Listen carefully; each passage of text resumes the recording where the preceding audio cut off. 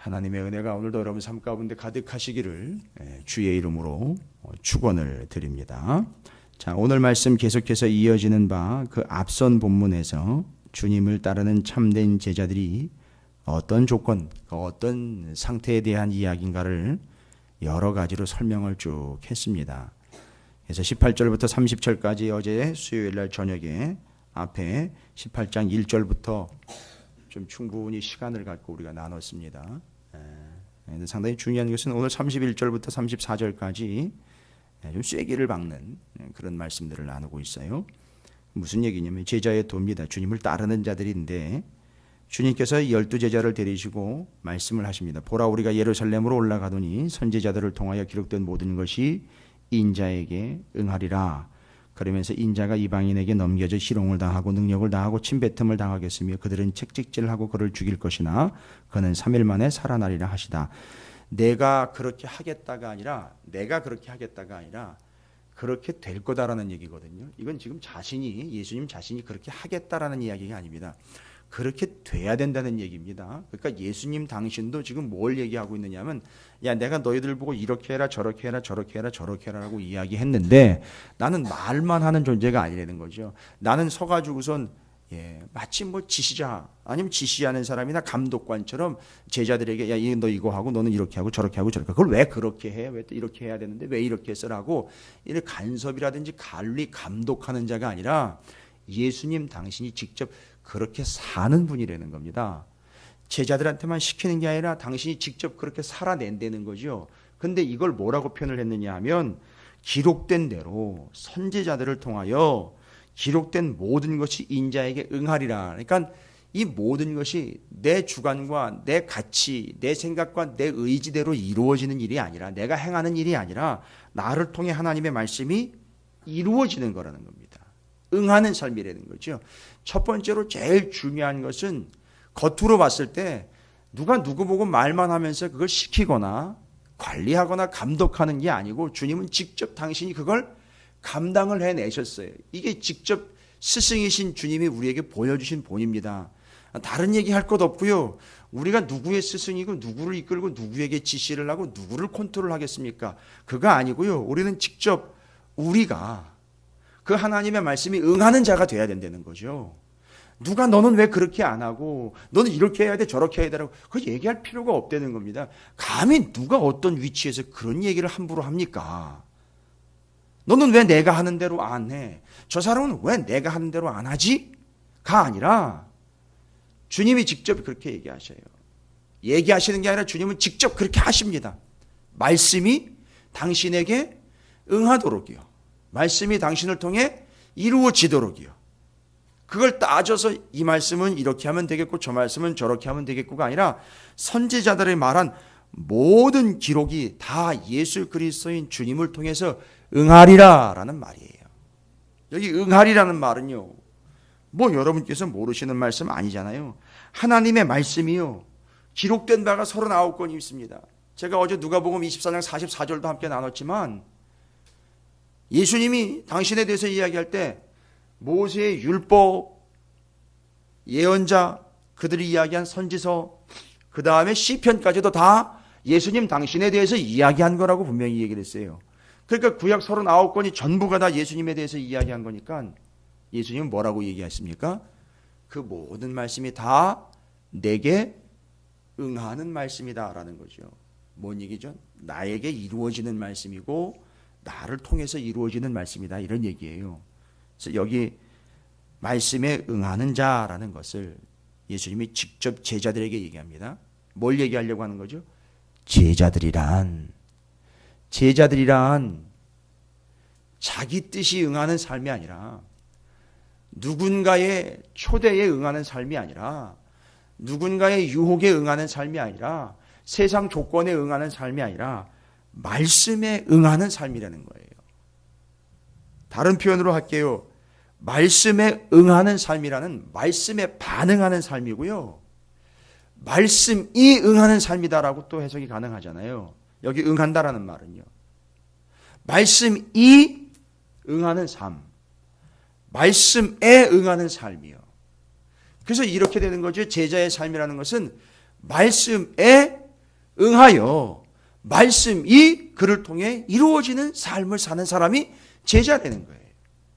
그러니까 제자를 보면 그냥 교인을 보면 말고요. 제가 교인이라는 존재와 교인이라는 말을 무시하는 게 아닙니다.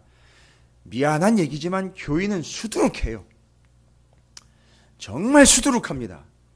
그러나 오늘 본문 31절부터 34절의 근거로 보자면 제자는 많지 않다는 거겠죠. 왜요? 제자는 말씀에 응하여 말씀이 응하는 삶을 사는 사람이니까요. 답을 이야기 드리면 말씀에 반응해서 말씀이 그를 통해 이루어지는 삶을 누구처럼이죠? 스승이신 예수 그리스도처럼 사는 사람을 이야기하는 거니까요. 쉽게 얘기 드리면 말씀에 팍팍 반응하는 겁니다. 말씀에 마치 바늘을 콕콕 찌를 때 그 따끔따끔하면서 깜짝깜짝 놀라면서 그렇게 반응하는 것처럼 말씀에 반응하는 거예요.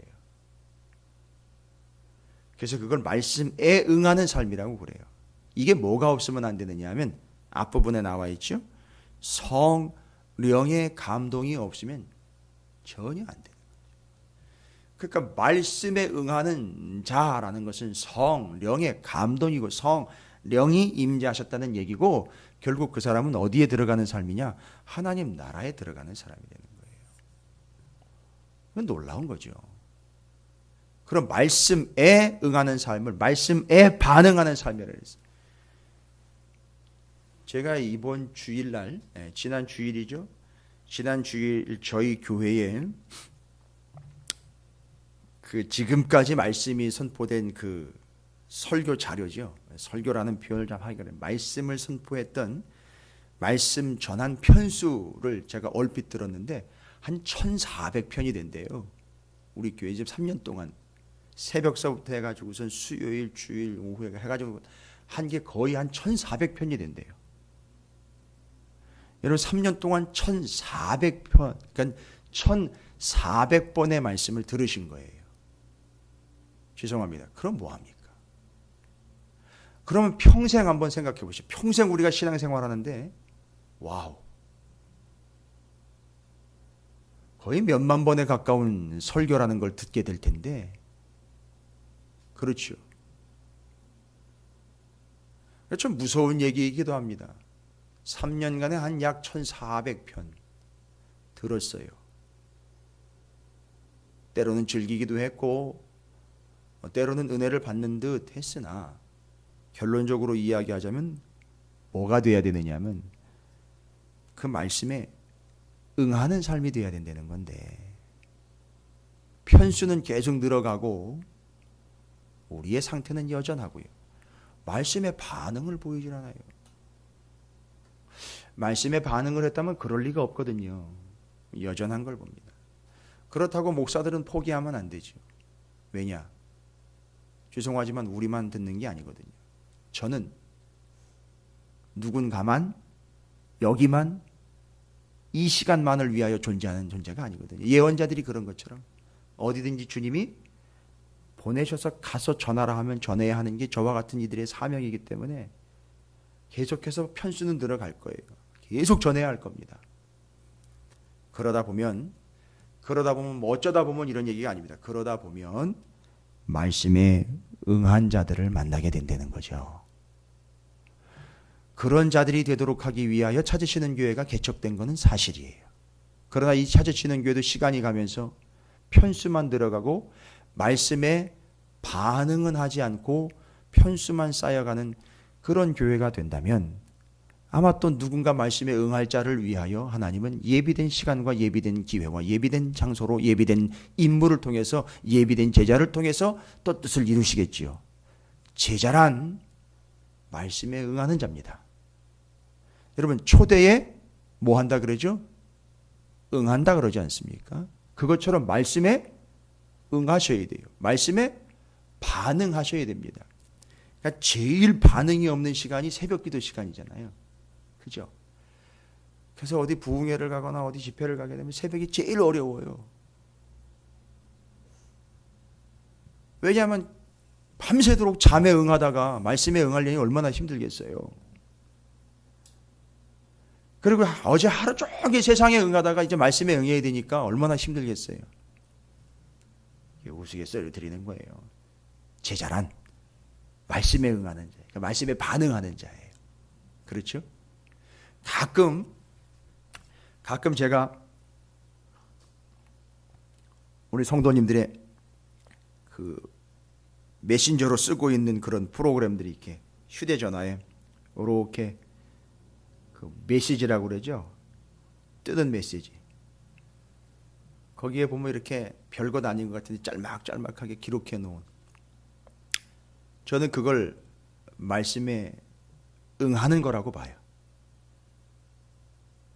제가 여러분 있는 데서 말씀을 좀 드려야 되는데 기회가 조심하십시오. 거기에 기록한 게 별거 아닌 것 같지만 문패입니다. 문패. 거기 무슨 메시지를 적어놨다. 문패예요. 문패. 뭐에 응하고 있는지 딱 보면 다 나와요. 참 무섭지요. 도구로 사용된 건데 나도 모르는 사이에 그 도구를 통해서 내 안에 있는 게 마치 침을 찔렀다 빼면은요, 그 침에 그 사람의 속에 있는 내용물이 묻어 나오는 것처럼. 그렇죠. 옛날에 가을이면은요, 벼를 추수를 해가지고선 그 벼를 품평하는 품별사들이요, 그 긴 꼬챙이 있잖아요. 그걸 꼬챙이를 자루에다가 쑥 꽂았다가 싹 돌려가지고 빼면 그 안에 있는 벼가 쑥 딸려와요. 줄줄이. 그렇죠? 그럼 손바닥에다 딱 올려가지고 쫙 펼쳐면 이거 지금 상태가 어떻구면 다 나오는 거죠. 아마 그래서 그게 상태 메시지가 됐나 봐요. 보면은요, 어디에 응하는 삶을 살고 있는지 다 드러난다는 거예요. 어디에 응하고 뭐에 응하고 있는지 다 드러나. 어떤 사람은 술에 응하고 있더니 어떤 사람은 다른 사람과의 그 믿지 않는 사람들과의 관계 속에서 믿지 않는 이들의 메시지에 응하는 삶을 살고 있는지 이런 것까지 다 드러나는 거예요. 그게 뭐, 그걸 제가 뭐라고 얘기하고 싶지는 않아요. 그렇다는 거예요. 그런데 제자에 대해서 이야기하잖아요. 제자는 말씀에 응하는 자라는 거죠. 말씀에 반응하는 사람이라는 거예요. 그럼 둘 중 하나겠죠. 아이고 말씀대로 못했네요 하고 하나님 더 말씀해 주십시오. 뭐 이런 반응이 나오겠죠. 보면 안 되는 겁니다. 뭘 속일 수 있겠습니까? 그것을. 자, 그래서 제자는 그 말씀에 응하는 자입니다. 또한 제자는요, 말씀이 응하는 삶이에요. 말씀이 응하는 자예요. 뭔 얘기죠? 말씀에 응하는 것은 말씀에 반응하는 거지만 말씀이 응한다는 것은요, 말씀이 이루어진다는 거예요. 그렇죠? 여러분이 진짜 제자라면, 저도 그렇고요. 우리가 모두 진짜 제자라면 말씀에 반응하고 말씀에 응하고 말씀이 응하는 삶이에요. 그러면 두 개를 연결할게요. 말씀에 반응해서 말씀에 응해서 말씀이 응하는 삶이라는 건요, 말씀대로 사는 거죠. 이게 제자예요. 다른 게 아니에요. 근데 예수님은 어떻게 하십니까? 그렇죠. 말씀에 응해서 말씀이 응한 삶. 완전히 뭐라고 얘기하셨죠? It is written을 붙잡고 It is finish라고 얘기를 하셨어요. 다 이루었다. 뭘 다 이룬 겁니까? 내 뜻을 이루었다? 내 포부를 이루었다. 내 계획을 이루었다가 아니라 그 기록된 말씀, 39권의 말씀, 나에 대해서 기록된 모세의 율법, 선지서, 시편에 기록된 나에 대한 이야기를 다 이루었다라는 얘기예요. 어떻게 해요? 말씀을 직접 주님이 행하심으로 이루신 거예요. 제자란 말씀에 응하여 말씀이 응하는 삶을 사는 이들이 제자라는 걸 제일 첫 번째 31절부터 이렇게 얘기하는 거예요. 예수께서 12제자를 데리시고 이르시되 제자야, 제자가 뭔지 아냐? 보라, 우리가 예루살렘으로 올라가노니 선지자들을 통하여 기록된 모든 것이 인자에게 응하리라. 그렇죠? 이루어지리라. 이루어질 거야. 뭘 근거로요? 내가 그렇게 응하고 말씀이 내게 응할 테니까. 말씀이 이루어지는 삶입니다. 말씀에 반응하여 말씀이 그를 통해 이루어지는 삶입니다. 말씀에 반응하여 그 말씀대로 여러분 살아내시기를 주님의 이름으로 축원을 드립니다. 그게 제자의 삶이에요. 그래서 32, 33절은요. 그대로 주님이 그렇게 살겠다는 얘기죠. 그렇게 하겠다는 얘기죠. 그렇게 기록된 바를 이루겠다는 얘기죠. 그런데 제자들에게 또 얘기하십니다. 31절과 34절이 마치 샌드위치의 양 겉을 싸고 있는 빵과 같은 그런 구조로 또다시 얘기합니다. 그 말씀이 응하는 삶에 대해서 이야기할 때 제자들이 이것을 하나도 깨닫지 못했어요. 잘 보십시오. 주님 분명히 말씀하신 것은 말씀대로 이루어지고 말씀에 응하고 말씀이 응하는 삶을 산다는 걸 이야기했는데 이걸 못 깨달았어요, 제자들이. 그런데 비참합니다. 하나도 깨닫지 못했어요. 그 말씀이 감추었으므로, 여러분 이걸 숨겨놨다는 얘기가 아니에요. 이거를 알려고 하지 않으면 모른다는 얘기입니다. 감추어져 있다라는 얘기는 어디다가 숨겨놨다는 게 아니라 그 말씀을 통해서 이미 계획 가운데 거기다가 담아놓으신 이 내용들을 제자들이 지금 모르는 겁니다. 그러니까 제자의 삶은요, 말씀에 응하여 말씀이 응하는 삶, 말씀에 반응해서 말씀대로 사는 삶을 살아야 되는데 그게 반드시 필요한 게 바로 이겁니다. 34절에 나와 있죠. 제자들이 이걸 하나도 깨닫지 못했지요. 그 다음에는요, 그들이 그 이르신 바를 어떻게 했어요? 알지 못했다 그랬죠. 여러분, 말씀에 반응하여 말씀대로 살기 위해서, 말씀에 응하여 말씀이 응하는 삶을 살려면 여기 뒤에 두 가지 34절에 이게 필요한 거예요. 뭐죠? 그 말씀을 깨닫고 그 말씀을 아는 것이 필요해요. 됐습니까? 그 말씀을 깨닫고 그 말씀을 아는 게 필요해요. 이게 돼야 그 앞에 있죠. 말씀이 응하는 삶, 말씀에 응하는 삶을 산다는 겁니다. 그래서 그 말씀을 깨닫고 그 말씀을 알기 위해서 저 같은 사람이 필요한 거예요. 그리고 그 당시에 예수님이 직접 당신이 십자가에 달려 고난을 당하고 고통을 당하고 죽고 다시 살아나심을 통해서 그들이 결국 그때 그것을 보고 그렇죠? 아, 저분이 진짜 메시아이로구나라고 깨닫지 않습니까? 이루어진 걸 보고요. 바로 그겁니다. 그래서 깨닫고 알게 되는 것. 그래서 오늘 31절부터 34절은 길지 않은 말씀이지만 제자의 삶은 어떤 삶입니까? 말씀에 응하여 말씀이 응하는 삶, 말씀에 반응하여 말씀대로 살아내는 삶을 살아야 되는데 그걸 위해서는요, 말씀을 깨달아야 하고 그 말씀을 알아야 합니다.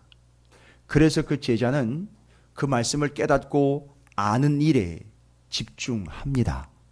그리고 그 말씀에 반응을 보이고 결국 그 말씀대로 살아갑니다. 순서대로는 뒤로 가 있지만 다시 본 순서대로 잘 정리를 하면 이렇습니다. 하나님의 말씀을 깨닫고 그 말씀을 알게 되므로 그 말씀에 반응하여 그 말씀대로 살아내는 삶을 사는 자가 바로 제자다라는 겁니다. 제자는요, 따라서 뭐 빼놓으면 안 된다는 거죠. 말씀을 빼놓으면 될 수가 없다는 겁니다. 제자는 말씀대로 삶을 통해서 말씀을 이루어내는 자입니다. 우리가 계속해서 말씀 나누는 가운데 정리하고 확인해야 할 것, 우리가 말씀대로 사는 것은 말씀을 이루는 삶이잖아요. 단순히 그냥 순종하고 따라간다라는 의미로만 여기지 마시고 여러분을 통해서, 저를 통해서, 우리 모두를 통해서 말씀이 이루어지는 삶이 되시기를 주님의 이름으로 축원을 드립니다. 그를 위해서 말씀을 깨닫고 그 말씀을 알고 그 말씀에 반응하여 그 말씀대로 살아내는 그들을 통해 말씀이 예수님에게서처럼 이루어지는 그런 복된 통로가 되실 줄로 믿습니다. 오늘 하루도 여러분을 통해서 말씀대로 이루어지는 온전한 삶을 살아가시기를 주님의 이름으로 축원을 드립니다.